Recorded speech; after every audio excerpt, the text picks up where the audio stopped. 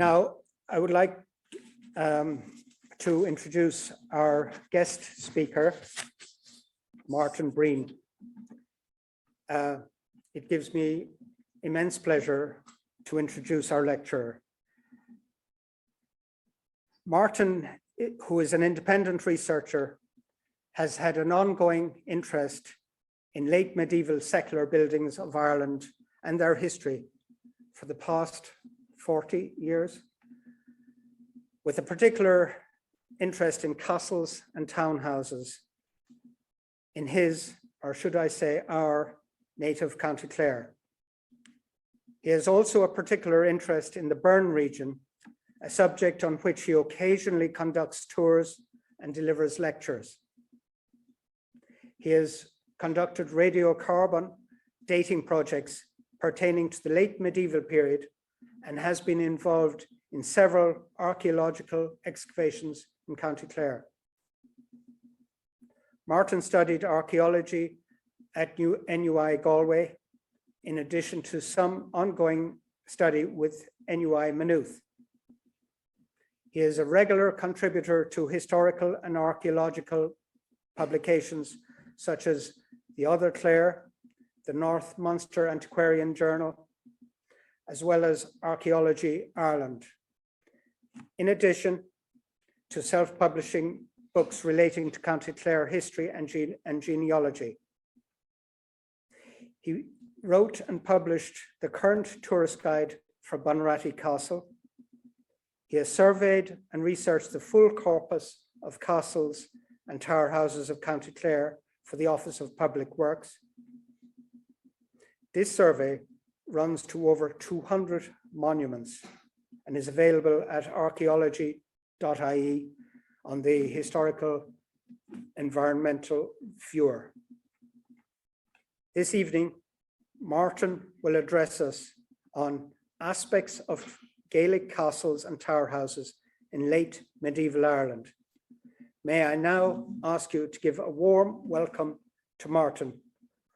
Fáilte Criúil Riv Vartan.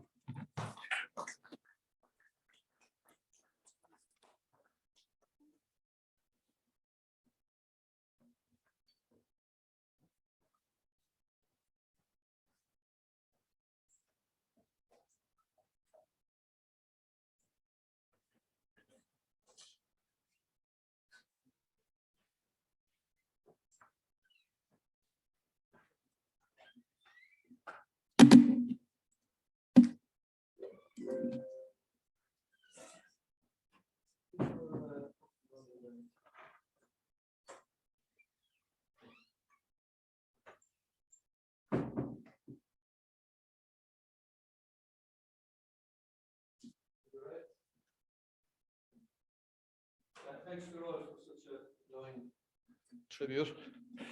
I'm going to deliver next 20 or 30 minutes aspects on late medieval tower houses and the vagaries and aspects of these buildings through ongoing research and archaeological investigation. So the opening slide there is Donoghur Castle, which is an example of a typical or classic late medieval tower house of the Gaelic chieftain, dating to about 1450. So at the discussion, we're going to just have a quick run through the typologies, the numbers distribution, the dating, castle security, and the owners, and a bit on the clans, chieftains, and the literati. So basically, what is a castle? Because everybody asks, well, what is a castle? And you see these different stone monuments. So as the archaeologist Saunders declared in 1977, a castle is a fortified residence which might combine administrative, judicial functions, but in which military considerations were paramount. So basically, any stone building that has administrative and judicial functions with a military consideration. Castle complex, we must remember that what we see now is just an isolated tower, and it was just one item in a full range of buildings. The great castles of medieval Ireland were confined to a few Anglo-Norman lordships, and to the post-Norman period by the Kildares, Desmonds and Ormonds. And Tower House construction started in their aftermath, so we basically followed them. By the early modern period, Ireland was considered to be one of the most castellated landscapes in Europe. And Professor Teig O'Keefe, who is a noted authority on castles, says that from the 15th century, patrons' investments in their own home comforts and their outward display of wealth and power are represented by the tower houses and other forms of castle.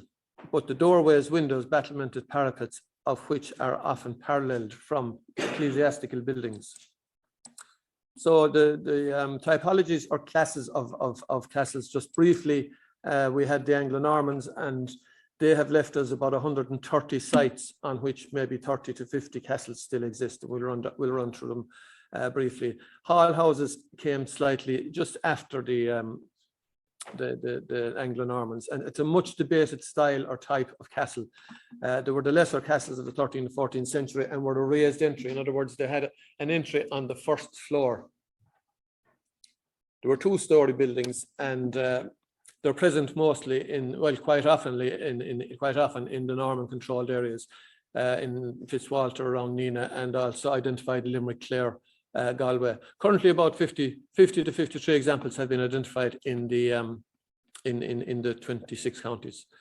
Similarly, some early tower houses, or what we call the tower houses or castles today, have transitional styles and have typologies related to both styles.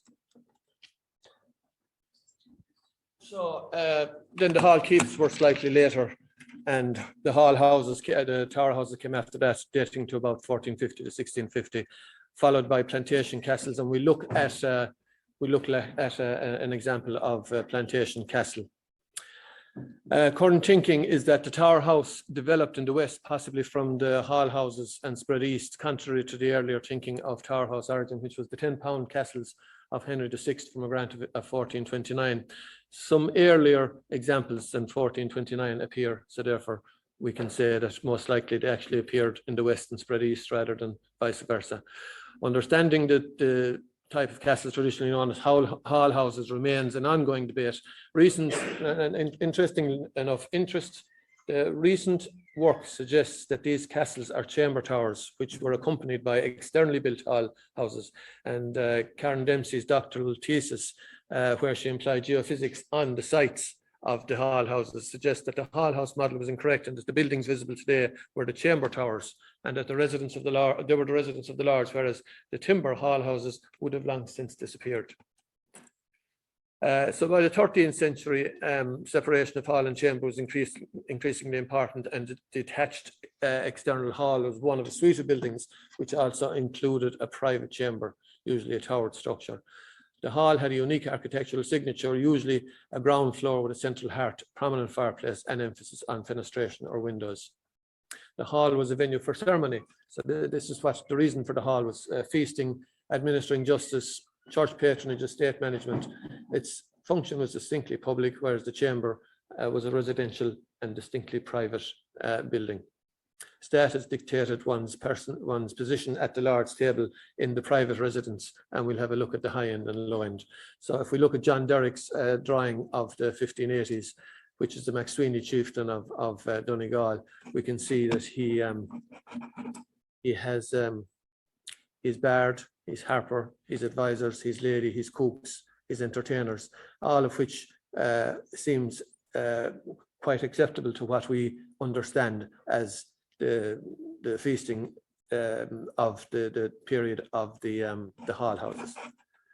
So this is the one function of the hall house, which was the feast, and this is a later artist's reconstruction, and it's very similar to John Derrick's drawing. So if we look at the few Norman castles, the earliest is Trim, as also the largest. We have Athenry, the Birmingham, Roscommon, 1269, Beaufort, and of course we have Queen and County Clare, which was a 1280 castle. And what's common to all these, even though it's not standing out in the first castle there, is that they all have curtain walls and bastion towers. But these things, these curtain walls and bastion towers, and this of course is Queen Abbey, and Queen Abbey was built on the Clare's Castle of the 1280s, about 100 years after the castle was was overrun. It was overrun by the McNamaras within about 5 years of building it. And as you can see, it was quite a substantial building. These curtain walls still remain, and there are actually three of the Bastion towers remaining. Just to look at a reconstruction drawing of what an Anglo-Norman castle would have been like. This is Glentworth in the 1300s. So the clifftop complex was a defensive curtain wall. You can see the curtain wall followed by an outer fosse, and then you have the two entry gatehouses, as well as the hall in the foreground. You can actually see the development of the settlement on the right, which is the house, the village beginning. The transition from the change of lordship, which saw the introduction of the castle, was different from the tradition of early medieval Ireland and its ring fort occupation, and castle construction appears to stand this changes. It adopted some of the influences from the Anglo-Normans, and it began to appear in about 13th, 14th century. Recent research indicates the presence of some earlier, perhaps pre-Norman castles in Ireland, and this is noted in some of the earlier annalistic references, where we see the words Cashlawn and Cashdale beginning to appear rather than the words Doon and Ra. And Terry Barry suggests that Professor Terry Barry suggests that these castles were influenced by trading relationships with Europe, which we've already discussed tonight. In late medieval Ireland, the possession of a castle was clear evidence of possession of the lordship, and it could be easily transmitted from a lord to his successor under the new English laws, rather than the traditional lordship where the clan chieftains were elected and the land was held in common. So power, land, castles were firmly linked, and the castle was the residence of the senior lineage of the family or clan. And of course, castle distribution corresponds directly to land quality and to territories of greater instability of the 14th century. So the structures mainly appeared in the early 1400s, continued to be built up to about the 1640s, 1650s. They're a stacked construction, that is, large and small chambers stacked vertically over each other, rising to 5 or 6 stories. Security was a marked consideration, and tower houses were usually surrounded by a defensive bawn, but they also incorporated many other defensive features, and we'll have a look at those. The tower house became the centre of a lordship and grew in similar fashion to a nucleated settlement or village. And interestingly, there would, of course, have been requirements for services such as trades, skills, labour within the settlement, such as the military garrison, the household servants, labourers, masons, carpenters, as well as, and we'll speak about these shortly, is the professional services of the scribes, historians, physicians, poets, bards, who were the literati of medieval Ireland. Just looking at the numbers, so we're moving on now to numbers in castles. So that's some of this material now is in the anthology, and this is basically the numbers of castles. I tried to create a database that would have a reasonably accurate number of castles and tower houses in the 26 and 32 counties, because there are so many different numbers going around. What I come up with is what's on the SMR at the moment. Castle, tower house, unclassified are most likely tower houses, but because there aren't enough remains there to actually be certain, we can't call them tower houses. So what I have for the 26 counties is almost 4,000, not 7,000, but 4,000. If we look at the distribution, we can see that they're around the areas of the Pale, Wexford, Limerick, Galway, where the Normans came in, as well as the central plain of Ireland, which had the best land, as well as the coast, because the coast had to be defended. And we noticed that the north of Ireland is very sparse.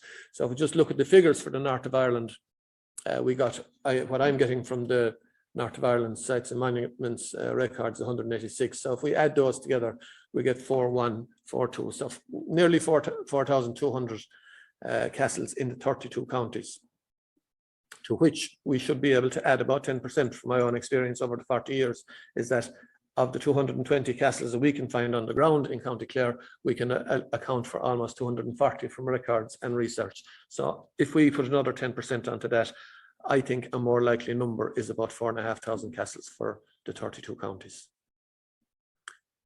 So with a typical drawing, then this just gives us the some of the defensive features of the castle, such as the bartizans, the wall walk, the matriculations, the Barbicans over the gate, etc. This then is John O'Donoghue's. He's a very fine archaeological and heritage illustrator, and it shows that the castle wasn't built in isolation, so it was within a barn. It had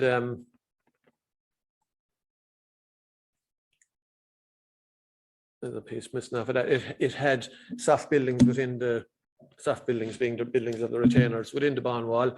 It was usually within sight of another castle for signalling and for in times of trouble. And also you have the building of or the creation of a village or a settlement where the labourers and the servants of the Lord would have lived nearby.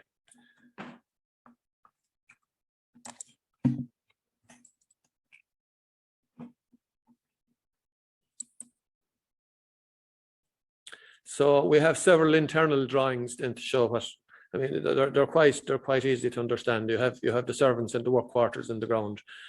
You have the Lord's chambers, sleeping chambers, as you went up, and you had the defensive features on the top.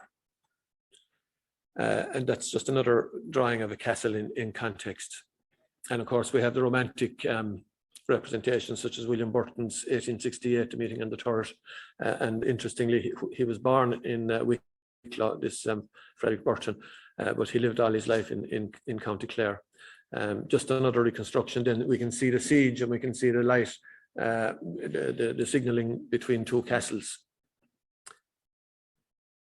This is a renovated castle, and I wonder, can we get rid of that on top? But it doesn't seem to want to go. So this is Castle Fergus Castle in County Clare. It dates to about 1490, built by the McNamara's, and it's actually part of. They were of the same family as the Bunratty McNamara's, and it's not a typical layout because every area in there is not accessible from the stairs. So there is a security concern. We looked further into it, and we'll mention a little bit about that later on. We can distinctly see there are several periods of buildings. We can see the different styles of building and periods of buildings. Then there's a Rostral Castle, which is a 1402, and we can see there's a first floor entry, which is kind of the one of the identifying features of hall houses. So we know it dates pre-1406, even though we have radiocarbon dates for later and earlier. The first floor entrance, according to, is typical of hall houses, and according to Royal Irish Academy manuscript 24D10, it was built by the clan chieftain, Count McNamara, who was also credited with construction of part of Queen Abbey. So definitely 1380 to 1400, we can say that this castle appeared. Up the north in County Galway then is Flaherty Castle. Dates about 1500, and we note that the later hall is outside the barn wall. The barn wall ran across from that tower to there and back over, so it was a short barn with a later defensive turret. And we noticed that the banquet hall of early 16th century appeared maybe 100 years after Donoghur Castle was built. So they were in the habit of building. We can see the banquet hall in Danganny-Vigan. This dates to around the 16th or 17th century as well. So the chieftains were in the habit of entertaining and feasting and having their external halls away from their private living quarters. We have some round, these are just 3 round castles that are in County Clare, but there are some round castles, maybe 5 to 10% of the castle population were round tower houses. This is Newtown, which is the Castle of Art, the College of Art and Design in the Burden. It's an Loughlin Castle. This is O'Connor Castle, which is Donegal. Both of these were renovated. Donegal was renovated in about 74 by John Garman, and Newtown in about 1980 by the Greens. The third round castle was found in Ruska, but sadly that's no longer with us. Now, a later plantation castle then, just one example, is on Cowlvore in Kilnaby. And it dates from about 1600, and this fortified style of house was a prerequisite for the incoming English settlers. So Neptune Blood, who was the Protestant Dean of Kilnaby in County Clare, is credited with building it. There has been some recent work done on the walls where it has been cleared of ivy by a group that's SPAB, which is the Society for Protection of Ancient Buildings. So they have some great work done. But what is interesting is that we have some 15th century stone in the 16th century, 17th century plantation style house. So that we know that the Bloods lived in Kilnaby Tower House. They obviously pillaged that for stone and used it for their next construction. This is one taken in 1900 by Westrup, and this is an overview of Uncowlvore, just to show that it's a typical squared layout where the houses were built on off the sides of the walls with nothing built in the center. Now we'll move on to radiocarbon dating. So we know that it was discovered in 1949 by an American scientist, Willard Libby. It's still undergoing refinement, but it does give us quite good results. And it adds greatly to our understanding of the monuments and their history. Put simply, radiocarbon is a measurement of the remaining molecules of radiocarbon in a sample of organic material. Carbon-14, which is an unstable isotope, in other words, that's a different form of carbon, and it decays through radioactive decay. So we know, based on the lifetime of the decay, exactly when, not exactly when, but within about a couple of decades, when the organism ceased to function. So we can radiocarbon date anything that was once alive, be it a human, an animal, a tooth of a human, a tree, a twig, grains of oats, etc., because they were all alive. And while we're all alive and while trees are alive, you're absorbing carbon dioxide from the atmosphere and you're taking in radiocarbon. And the minute you die, you stop taking it in. So it's as simple as that. When you stop taking it in, your radiocarbon decays to nitrogen, and you actually measure what's left. We know when it died. So we know that's the basis of radiocarbon dating. So the numbers of radiocarbon dating, there's less than 100 dated in the country. I carried out about 20 privately funded and RIA funded examples on 20 tower houses in 18, and they all fall between the age range of 1300 to 1500 AD. All these results and all the results of the excavations from around the country for the last 40 years are on this Robert Chappell's radiocarbon determinations database, and there's approximately 11,000 everything that anybody ever radiocarbon dated, he has picked up on it, has asked for permission, and has come back to people and said, I'll put this forward. So it's there for everyone to use. Anyone that wants it can use it, just reference it and say, their Martin Breen's dates or their Robert Chappell's dates or whatever. 11,000, it's a huge database. But if you just simply Google radiocarbon dates, this is what you'll get. You'll get this guy. He's a fantastic guy. These are just some of the dates I came up with, and I have to say we were quite surprised with Donoghur Castle because we got just prior to 1300. So it's 1291 for the first sample, 1294 for the second sample, and 1295 for the third sample. And the great thing about it is that these samples were done in different places. The organic samples are all carried out in Queen's University in Belfast. The mortar sample is carried out in Aarhus University in Denmark, and they all come back with the same results. So we can be damn sure that we're not too far off the mark on it. So I'm going to move on to another subject just briefly. It's called, we were looking at castle security. There was an ingenious piece of medieval technology discovered recently at Rostral Castle in County Clare when it was, this is phase 1 of the reconstruction completed. And what we noted was something that was executed by the masons of the 15th century. The early 15th century, it had the ability to ensure that the lord of the castle was not dependent on the integrity of the porter or guardsman. And he was located in the porter's lodge, which is the small chamber inside the door. So there, that's the porter's lodge in there, just there. The stairs is here, running up along. The porter's lodge is here. And what we'll do now is we'll look at the opposite direction. So from the back, and we're going to be looking out the front door. So if we look at this drawing, which was carried out by Dick Cronin, my colleague, what we found in Cratlock is the standard operation of the door. You open and close the door, you pull back the drawbar into the receiver. But and the guardsman lived here, and this was his job: open and close this. But this castle had a secondary device. If this one was pushed into place, once this one was closed, then the guard or the porter no longer had control over it. So it tells us that the lord of the castle was not feeling totally secure in his castle unless he could have the final say on locking the door, which is, and we have done a little bit further investigation into the Tower Houses, and we find that there are some very ingenious ways of locking these castle doors. And if we just look at number K there, now this is all printed in Archaeology Ireland in spring. I think we published it spring 21. That's number K there, which is a squint or a slot for a gate chain. That chain there held the gate, and this is the gate. So there was a gate or a gate in front of all the timber doors, and it was the gate comes from gata, which is the Irish for gate, and these are known as yet holes. You can see the yet holes. So the chain pulled in those gates. The porter was at liberty to open and close those, but the man of the house had to come down the stairs, or one member of his family. Now, there are several references existing in late medieval history to the dangers of the reliance on a steward, and bribery and corruption have been recorded. The fall of several medieval Irish castles have been attributed to what we'll call the unfaithful steward, and many such. I've recorded at least 4 incidents of this in the Archaeology Ireland paper. So I just thought it was a very interesting piece on the castle security.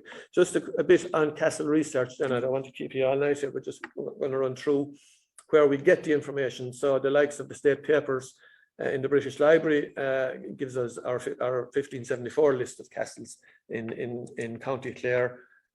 We also have the likes of Westrop's material, his Edenvale survey. Then we have the castle builders and some other lists in the Royal Irish Academy. This is MS 24D10, which was written in 1500 and retranscribed in 1700. And then, of course, the earlier state papers of Elizabeth. And the reason I put this one in is because there's a very interesting, the very first entry there, which is Ballyalla, with James Nealon, a physician. So the literati and the professional lineages were now living in castles. They owned castles by 1570, and from these we can reconstruct.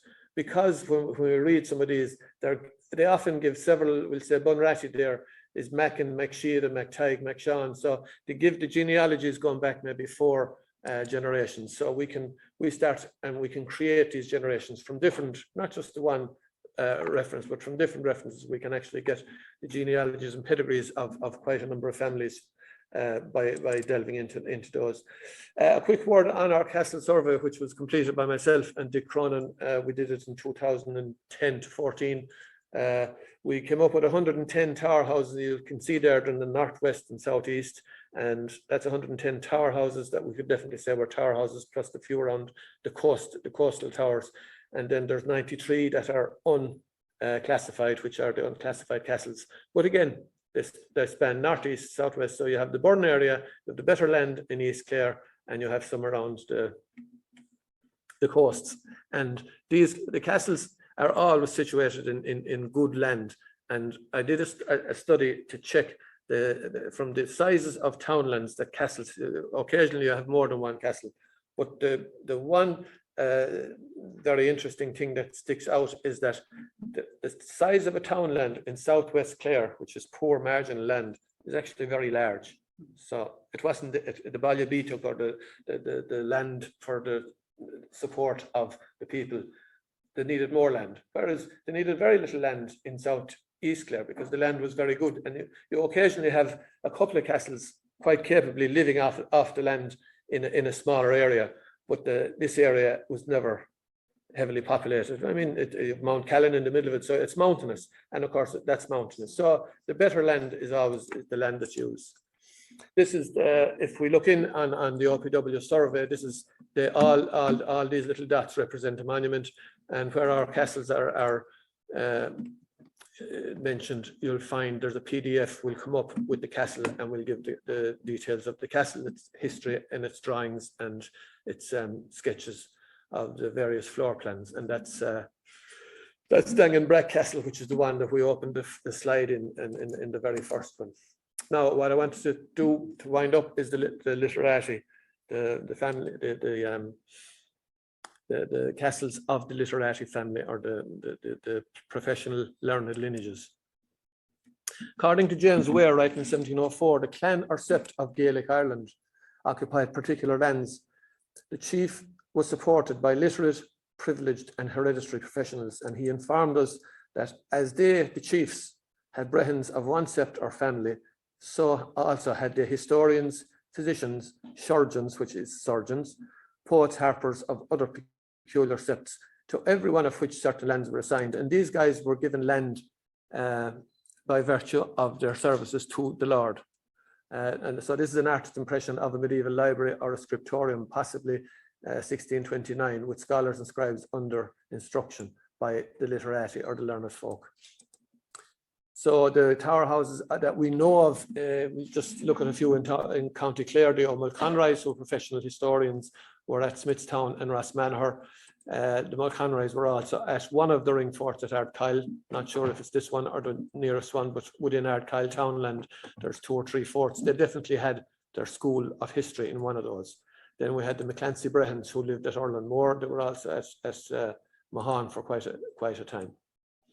They have left us manuscripts. Manuscript writing in Ireland, both in prose and poetry, is known from about the 8th century, and the practice served and was funded by the Gaelic aristocracy. The learned classes enjoyed the patronage of the combined Anglo-Norman and Gaelic upper classes in the later medieval period, and these manuscripts are mainly in Irish and Latin, and provide information about castles and tower houses, as well as other things. That's the Sifin Dunera, which is got from the collection of Edward Lyde, who died in 1709. And the Dunera is a survival from a bardic scriptorium and consists of poems composed in the 15th century and copied by the Mulconroys, who we showed you lived in some of the castles in southeast County Clare. Hereditary historians septs like the Mulconroys of Ardkyle and the Dignans of Roscommon are associated with this manuscript, and these are 2 of the family names associated with the 4 masters, the other 2 scribes in addition being 2 of the O'Clearys. The manuscript was composed at a time when tower houses were common in Ireland, and it features unique descriptions of the tapestries and furnishings of Gaelic tower houses, for which there is no evidence left in the archaeological record.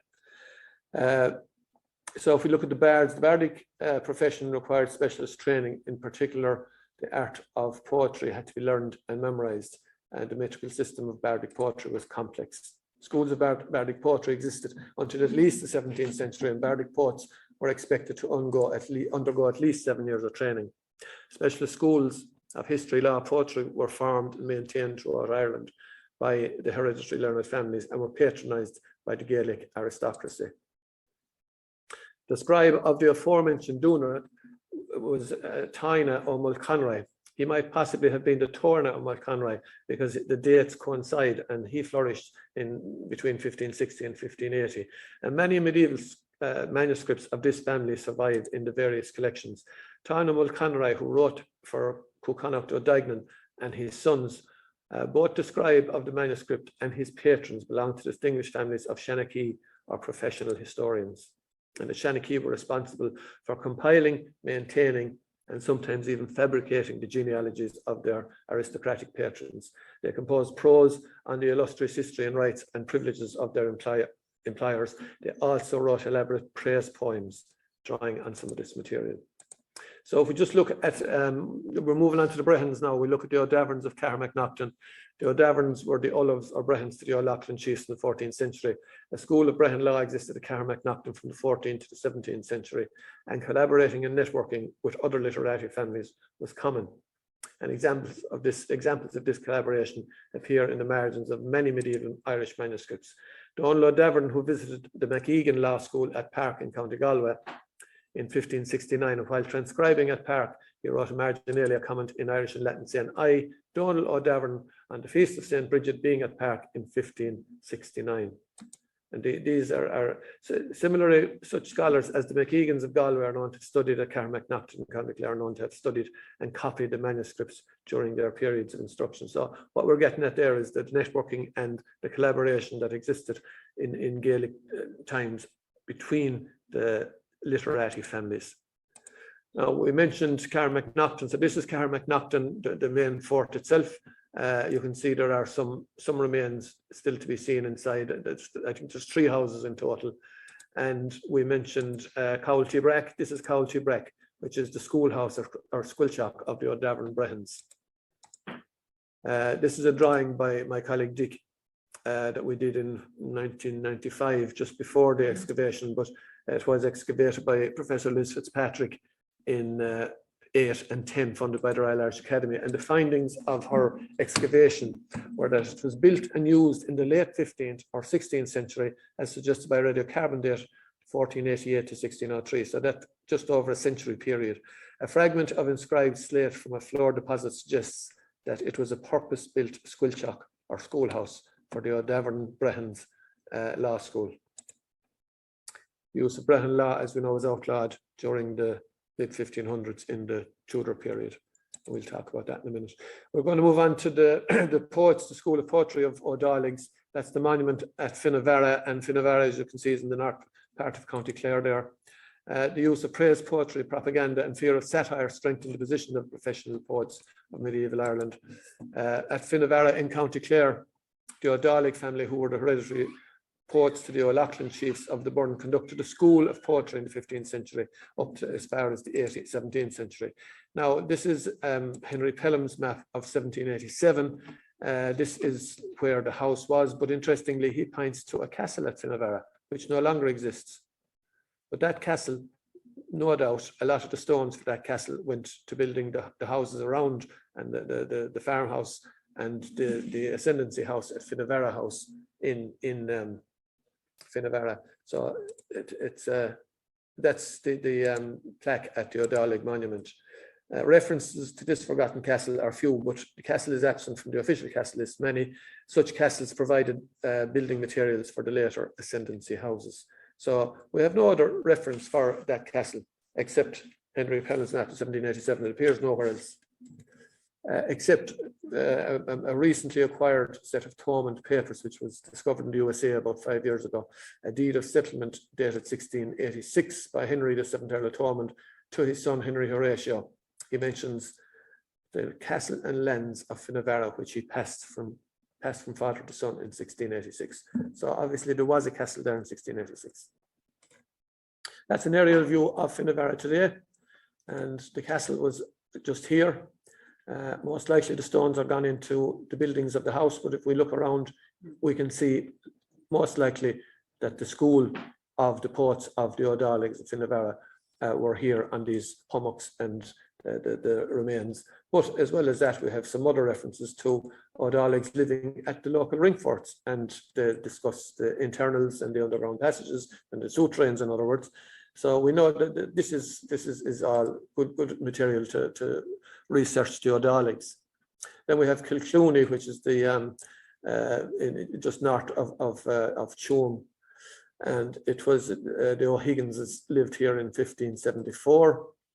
There's only 2 stories left, but the O'Higginses had bardic poets were here. So there's many survivals of bardic poetry available at Trinity, the Royal Irish Academy, and online at Celt from the O'Higginses. And interestingly, this is one dated 1584, and it points 4 different Higginses. 2 of them seem to be the O'Higgins signature of the people who wrote that deed, and we can see the date is there, 1584. So a lot of their material survives. Then Killclooney Castle, this was the O'Higgins 1594, and the school of poetry is referred to as Cashlan Killclooney agus Scoil na Villa in the 16th century poetry. A poem composed by Tig Dowell recalls the presence at Killclooney of 17 poets from Ulster who sought instruction at the Squilchock of this institution. You can see it here just north of Galway, close to Tuam. It said, Shock vir deig Vola, the Cuig de Lora Alina, the Alan Clina Inultuk go Killclooney Iganoctive. That translates to 17 men of Ulster journeyed in search of learning. People of the fair Ulster blood went to Killclooney and Connacht. The school also had associations with the MacBrody poets from County Clare, and bardic contact also has been established with the colleges of Louvain and Salamanca. We also know that Donal O'Higgins had confirmed to the Tudor establishment, which a lot of the literati ended up in the employment of the incoming Tudors and English establishment. We just look at Park Castle now in County Galway. It is the McEgans who were chieftains to the O'Connors in the 13th century. They held at least 11 castles, and the McEgans held a law school at the Niro, where the Lower Brack was written. This is a page from the Lower Brack, and importantly, it points out, it shows us the menorah, which is the symbol of the 7 lamps, and the 7 being the important number, which is the 7 grades of wisdom in ancient Ireland, 7 types of verse, 7 years of training, the 7 grades of poets culminating in the Ardol of. So there's so much to be gleaned from these, from the manuscripts. We know that the O'Daverns of Katharine McNaughton visited the library at Park to copy some manuscripts.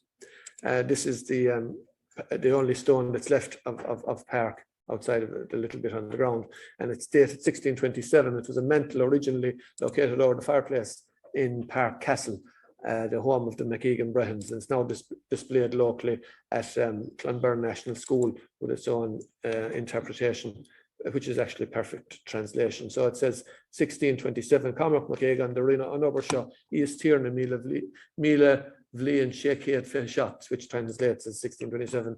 It was built by Cormac McGegan at the time of the age of our Lord 1027. You can actually, if you look at it carefully, you can actually see, sorry, we're lost. You can actually make out Cormac McGegan on it.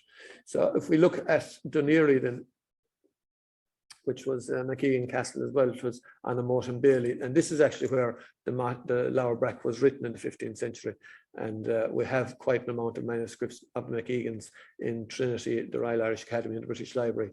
And if we look at the castle list of 1574 for Galway, it tells us that Carbery, McEgan, and the judges, were living. Then we'll just move on to Redwood Castle, which is near Laura in County Tipperary, which was done up by Micheál McEgan. It was originally an Armagh foundation. The McEgans were here from about the mid-1300s until the Cromwellians confiscated in the 1650s. It's a fine example of a castle with its own Sheila-na-gig up in the north wall. And of course, then we'll just take a quick look at the physicians. In medieval Ireland, professional hereditary physicians served Gaelic communities. Their knowledge came from, and we spoke about this earlier on, their knowledge came from ancient Latin and Eastern texts translated into Irish. Over 100 such texts are extant. And in County Clare, the O'Hickey family from O'Hickey, the healer, were one such medical kindred, and their home was at Ballyhickey in County Clare. And most likely this, which is the largest of the ring forts in Ballyhickey, was where the O'Hickey physicians lived.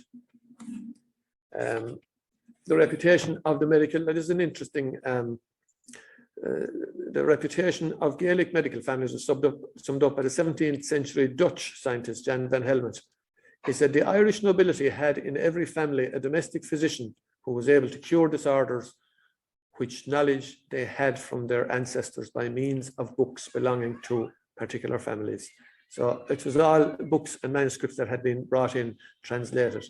An example of this manuscript that Helmut is talking about, if we look up at the top, we see Donoghur Ó Ceallaigh, the Scribes on Lower Shaw.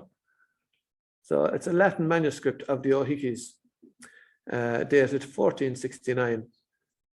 Donoghur Ó Ceallaigh wrote this book in 1469. So this is in the Royal Irish Academy.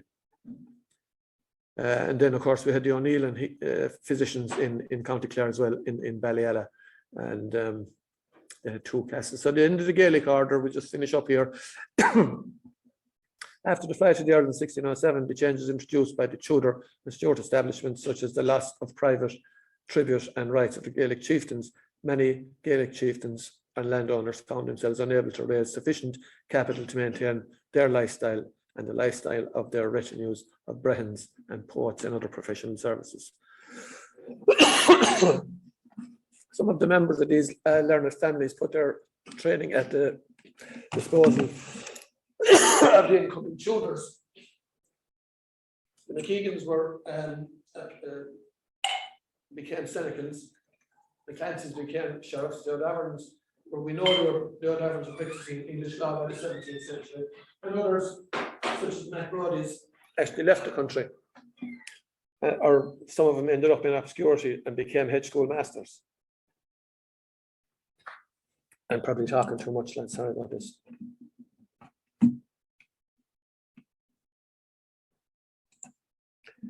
Oh yeah, there's an interesting comment there from Seamus Delargy in 1945. He summed up the transition most succinctly. He said that across the centuries we hear the lament of the poets of that ancient aristocratic Gaelic world at the fall of the old order, and their bitter scorn for the English planter who sits in the hall of the dead or exiled chieftain.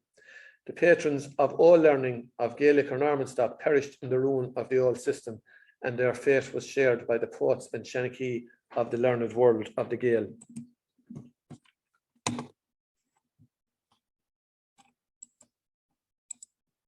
So that's just a sum up of the homes of there's only 10 learned families in that. We didn't even mention the McGraths of Island McGrath and Clare Abbey haven't even come in there. But if we look at you have Killclooney, which was O'Higgins, the poets, McEgan's Brehon Law School.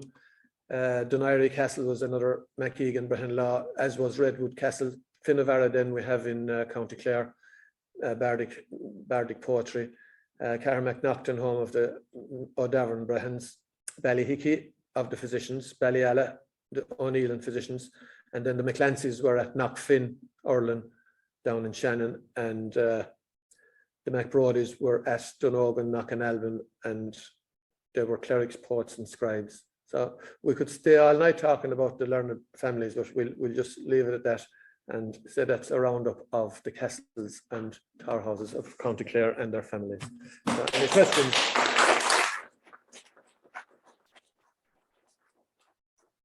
I didn't keep you to it. I run over time, Luke, did I? No. So if there's a question or two, we might be able to.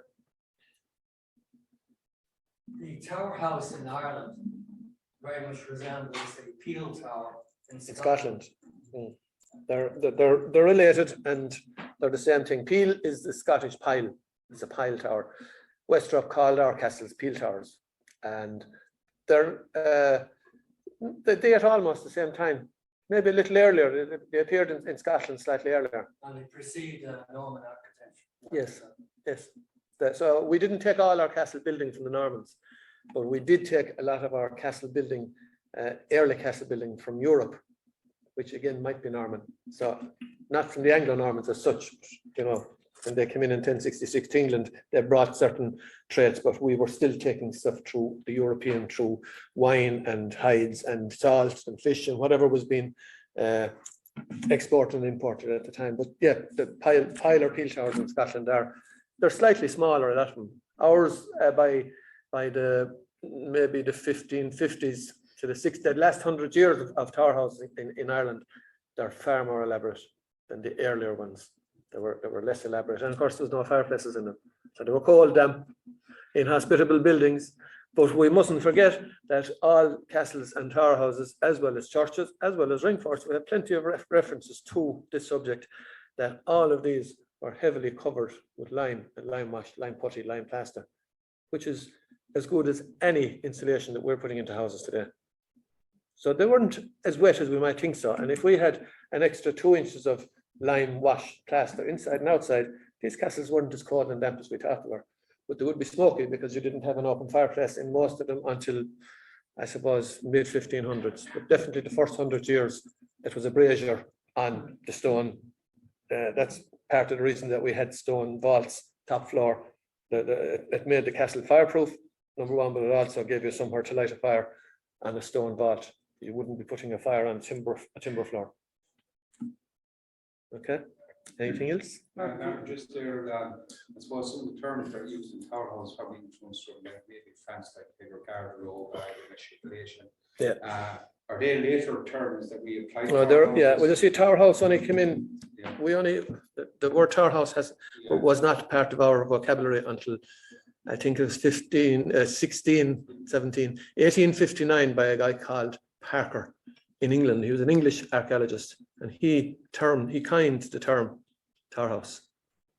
And the term hot house only appeared in Scotland, I think, about 5 decades ago. So these are new terms. And garderobe is to protect the clothes, which was a reference to the urine or the ammonia from the urine coming back up and protecting, because people hung their clothes in the garderobe and it kept the moths and the lice and the fleas at bay. That the ammonia was worked against these lice and fleas. Exactly. Was there anything in sources with Irish reference names to these elements on the castle? No, because a lot of the writing, a lot of the textual stuff that we're coming across is, well, it's modern writing. Yeah. And they're using some of the invented terms such as Tower House and Hot House and garderobe, matriculation, partisans, all those, they're all 19th century, the earliest. On the unclassified castles, any thoughts on how you might be able to push an unclassified castle into the framework of a classification? So everyone's know there's common ones. I know quite a number of them in South Scotland are most likely to be Tower House, But they're unclassified. Well, punch dressing and stuff. no, you have to, well, an excavation, of course, is the answer, but that costs money. And you get the floor dimensions, maybe 45 by 25, which is standard enough. You could say, yeah, that ticks one box. You have to keep looking to see, or maybe you might find a reference. But some of them are only a hillock. That's all. Yeah. And if they're only a hillock, it's highly unlikely that we want. Now, we have identified some castles as tower houses, but until National Monuments and the RPW decide to accept it, strange, very, very strange while we're talking about National Monuments and RPW and categorizations. As I said, there was 52 or 53 castles, which they're early tower house styles, categorized as hall houses in County Clare. No, in Ireland. In County Clare, we have 5. And one is Radiocarbon Castle, which I don't believe for one word. So it's really up to, I mean, the classifications and the terms come in with people who are in office at a time, and we just simply adopt them and use them. Yeah, because I think Barry says that maybe there's possibly as many as 7,000. 7,000, he said, yeah. And I couldn't go with that, and I said no. We'll just have to look and see exactly what we have today. Yeah. And I know from studying Clare, Limerick, Tipperary that about somewhere around 10% have disappeared totally, and because there was no reference in annals or no historical event occurred, then we've no information about it. So these disappear. Yeah. Same as the last one we were talking about there, which is Finnevara, until we actually the information for that only came back from America when the Torment manuscripts came back 4 years ago, that they were discovered in Massachusetts. They happened to be purchased by Eamon de Burke here in Dublin and were provenance back to the Clare County Library. So, and they were something that were missing since the 1650s. And like when the O'Briens left Dromoland or left Bunratty in 1641 at the height of the rebellion, they never came back. And most of their papers ended up in Petworth House as a result. But obviously there were strays, some that just never got to Petworth. Petworth is still the greatest repository. About excavations there, have you ever found any remains of the famous false postumes, the tunnels that led out of these tower houses? A lot of those are fairy stories. From my point of view, there were fanciful stories that, you'll always hear the story of Cromwell. And now, strange enough, somebody, it was actually only lately, a cannonball was found very close to the site of the castle. And when we went back and looked at the records, we said it's actually where Cromwell did actually engage here. So most likely the cannonball that's in the Clare Museum now, most likely it did come from a Cromwellian campaign. So maybe we're not a million miles away all the time, but you know the way stories grow legs bit by bit, and by the time they get down to us, but there's always a smidgen of truth in an early story, or on the M50 there's still the remains of a castle, which in fact some of my family came from Donoghur, and they remember.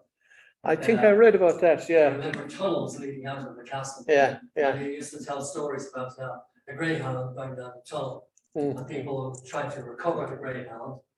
Also perished, didn't come back. Well, it's not totally unknown, and I'll tell you, I have come across one or two One in particular that comes to mind is in Lahinch, where there was a tunnel coming out of the house, the tower house. And when we managed to get far enough, it was actually going through a well in the next field. It wasn't going anywhere obscure. It was just a way that the castle occupiers could get water. At times of trouble, they wouldn't have to go out over the barn wall or whatever. And the only other time I came across the tunnels was in a 19th century house, which when we were kids, we went looking and we found them, but they were actually sewerage. Sewers, yeah. They were sewers, but they were wide. They were as wide as that radiator there, and a square. And properly bricked. Properly bricked and stoned, yeah. And we said, oh my God, there's a tunnel going to Clare Abbey there. No, it hasn't. So I wouldn't discount it, but I don't have the proof yet. Sorry, Shane, you were going to say.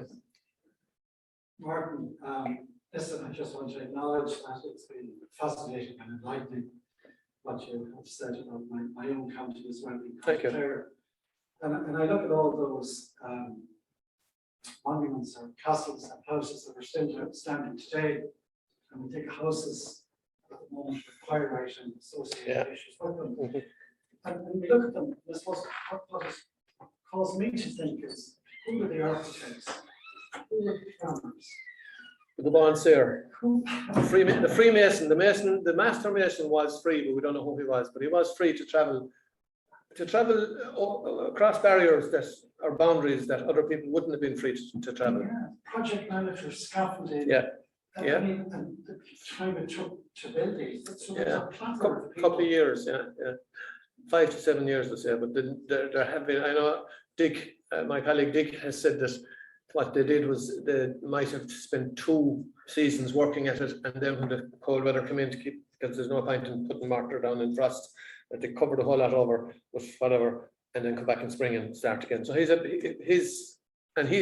did up, I said, as you know, from I suppose it was 60% of the castle.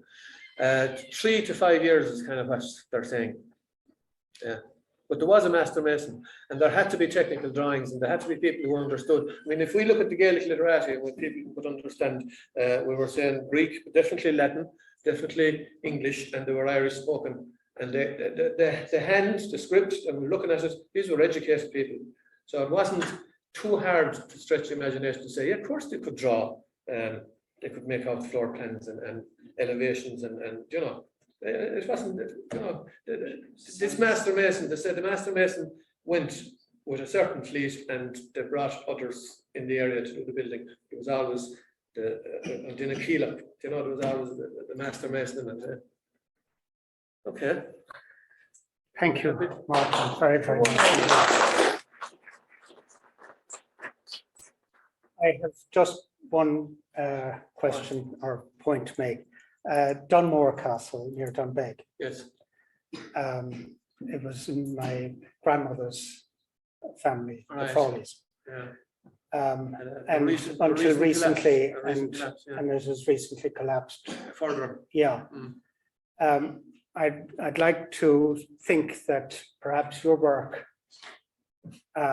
might influence the powers that be into perhaps doing some. It's an opportunity to see it go up. Yeah, well, it amongst so many others. So for your work generally and for the presentation here tonight, I'd like to thank you very, very much. Thank you. It's just what I do, and I'm glad you enjoyed it.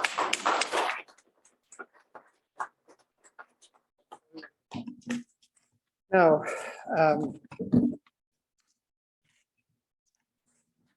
just like to finish up the proceedings with a couple of words from Clans of Ireland. We're not formally educated to be wise. We discover wisdom as we travel through our personal experiences of life, a journey that nobody else can make for us. We discover that our perception of life, our personal philosophy, has been developed within ourselves. However, our mind can also benefit from understanding the experiences and philosophies of others, for after all, we do not all invent the wheel. Nature and nurture will have guided us through our early years, so that we will have developed an admiration for other people and their attitudes. In this way, our nobility is likely to have been born from personal experience and built on a foundation of ancestral experience, passed from generation to generation. Thus, we can benefit from history, particularly our own individual family histories. I suggest to those who deride our view of the importance of history that they might consider how the geese or even the turkeys have ignored their own history year in, year out, or even Christmas in and Christmas out. For even though they have not had quills at they have had quills at their disposal since time immemorial, they have failed to commit their history to written form. I would encourage all of you, or indeed all of us, to study our history, to encompass in our study any new ideas, and to write, so that those who follow us are helped in their quest that they inevitably will have when the time comes that they too will wish to explore their own past. I would now like to express this, or take this opportunity to express my gratitude to all of those who have contributed to the success of this annual essay competition over the past decade and the subsequent anthologies. Obviously, the essayists themselves, and if we had glasses, I would like to toast you, but as we're doing so much virtually this evening, I toast all of the essayists. I would also like to acknowledge the work of all of the board members who have worked on this, and there have been many working behind the scenes. They have been involved in delivering in their own areas in the success that I believe we have seen tonight. So many books have already been sold. Much work has gone into this anthology by the entire team on behalf and in association with both Clans of Ireland and the Standing Council before it was passed over to Wordwell. And I must say that Nick Maxwell and his team have been a pleasure to work with, and the finished goods, as Luke already mentioned, is an absolute delight and a masterpiece. Thank you very much. The essays within this anthology could be described as a foundational text for the next generation of Gaelic historians. The importance of this cannot be overstated. These essays are not testimonials to the work of other historians, but are all originally researched using detailed historical analysis. And tonight you have an opportunity to purchase your own copy. May I urge you not only to buy a copy for yourselves, but to reach out to your local library and ask them to purchase a copy, as the subject of these essays would be a valuable addition to any library throughout the world, where readers may have an interest in medieval Irish history. I understand from Nick that the hardbacks are more or less sold out already.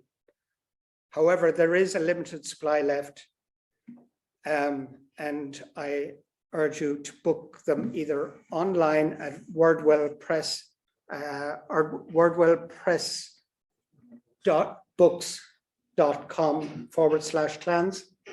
Am I getting that correct? Yes, sir. Okay. This, ladies and gentlemen, brings the launch to its conclusion.